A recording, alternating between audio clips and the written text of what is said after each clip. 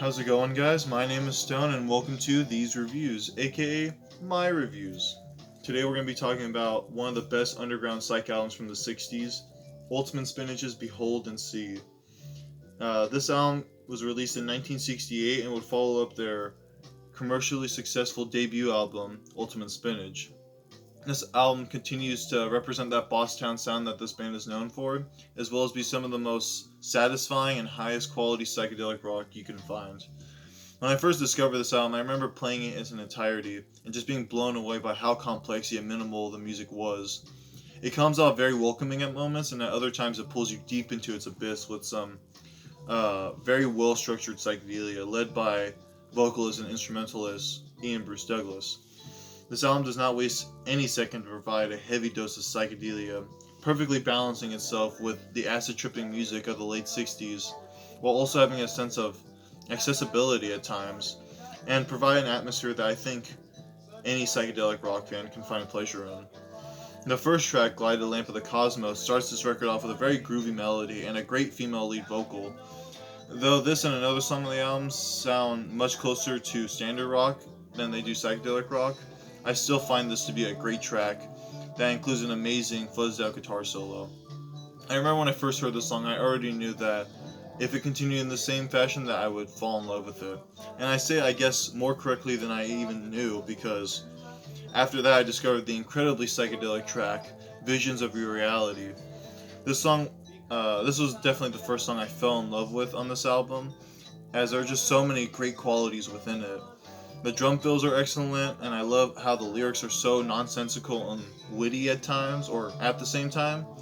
And I love the way the fierce vocals contrast with that drowsy guitar melody, which creates such a laid-back yet mind-bending style of psychedelic rock. Psychedelic rock. I don't know what I said there.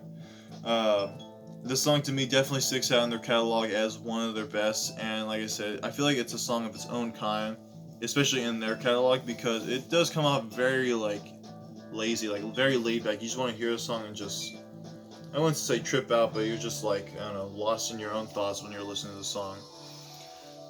They continue that great streak of songs with another favorite of mine, Jazz Thing. Given by the title, this is by far the jazziest thing on the record, an influence that can be felt on both the piano and drum work. The instrumental performances in between the verses on the song has got to be some of the most mind-bending and hypnotic passages on the record. The musicianship throughout it is just so cohesive that it provides a structured yet surreal psychedelic experience. The verses on here as well are very melodic and very memorable, though they don't pertain to the rest of the music necessarily. But I don't say that in a negative way, or to be negative about the track, because it still is one of my favorites from the album. I especially love the 9-minute mono version that can be found on either the remixed or the original mono mix, because it has a longer instrumental middle section in the middle, and I feel like it's just much easier to get lost in, because like I said already, these passages are some of the best on the album, and to have 3 more minutes of it is thumbs up from me. But as amazing as all those tracks are, none of them compare to the journey that Ultimate Spinach's most recognized song takes you on, that being a classic in psychedelic rock, Mind Flowers. This song basically defines what 60s psychedelic rock is all about. Most, if not all, the instruments, as well as the vocals, grab your attention in so many different ways that it morphs itself into a psychedelic masterpiece somehow. Every second on the song pulls you deeper and deeper into its drawn-out atmosphere, and even after almost 10 minutes, it kind of feels like an eternity with how slow and complex the musicianship is. I like to imagine that this song replicates that feeling of listening to music on shrooms or acid, because it just comes off so trippy. I feel like this is the kind of song you can say is not psychedelic. Obviously, you could argue some songs here and there, but like I said, this is definitely one of the most defining songs of psychedelic music. And if you haven't heard it already, might I suggest you listen to it. It's amazing. Or just the first side of this album. I mean, it continues, which I will get into.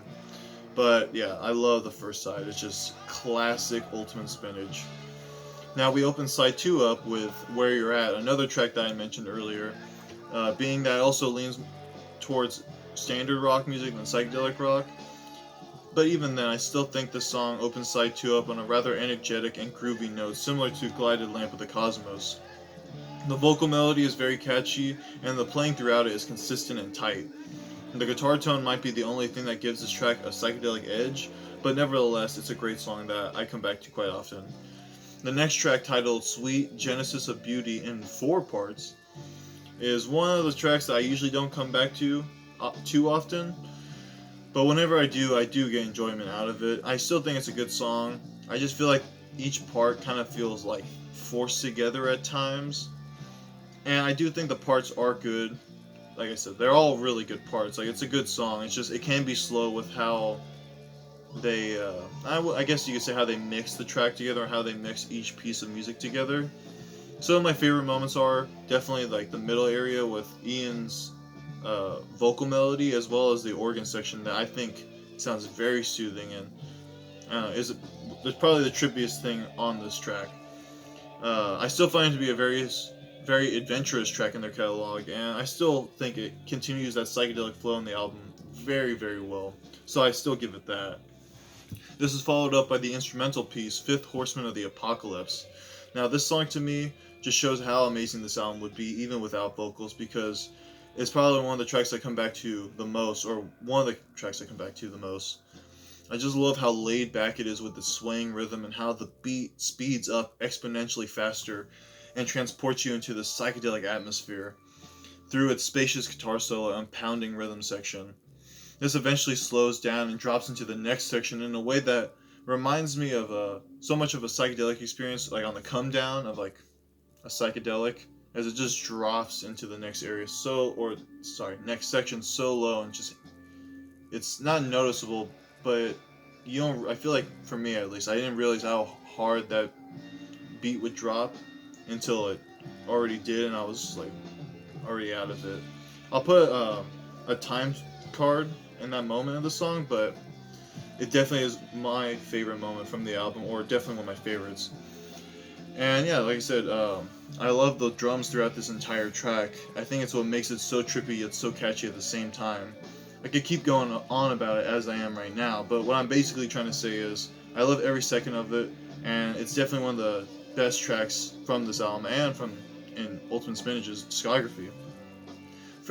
Fragmentary March of Green closes this album on a rather peculiar note, in my opinion.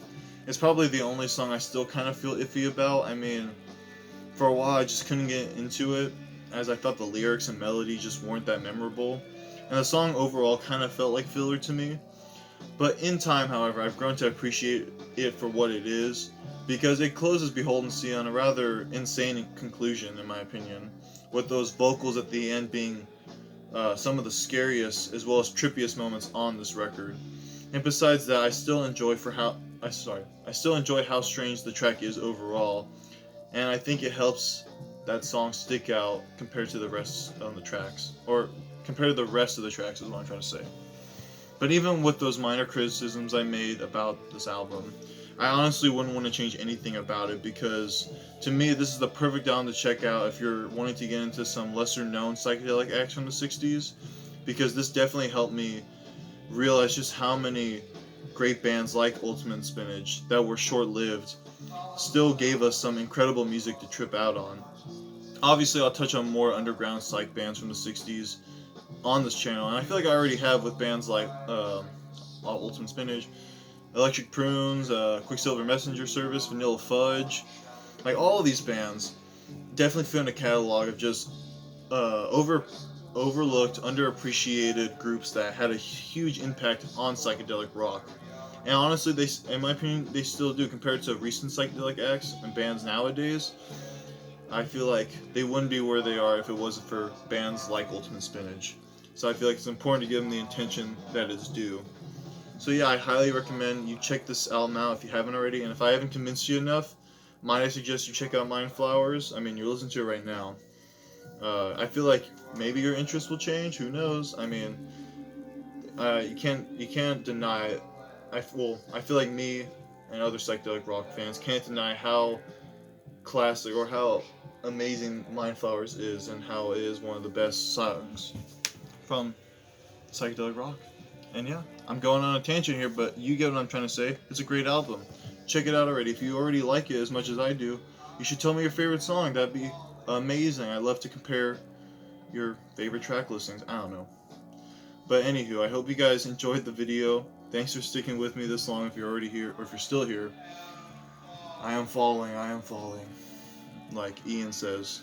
I'll continue to talk about some more psych videos. I've been wanting to talk about one psychedelic album that hasn't come into the mail yet, so I've been kind of doing filler videos. The only one right now is the Pink Floyd video. I didn't mean to do that album review anytime soon, but I thought, why not now? But I'm going to continue to talk about psych albums until I get to this album I'm referring to that I'll keep secret until I show you. And then I'll move into prog stuff because, yeah, prog rock.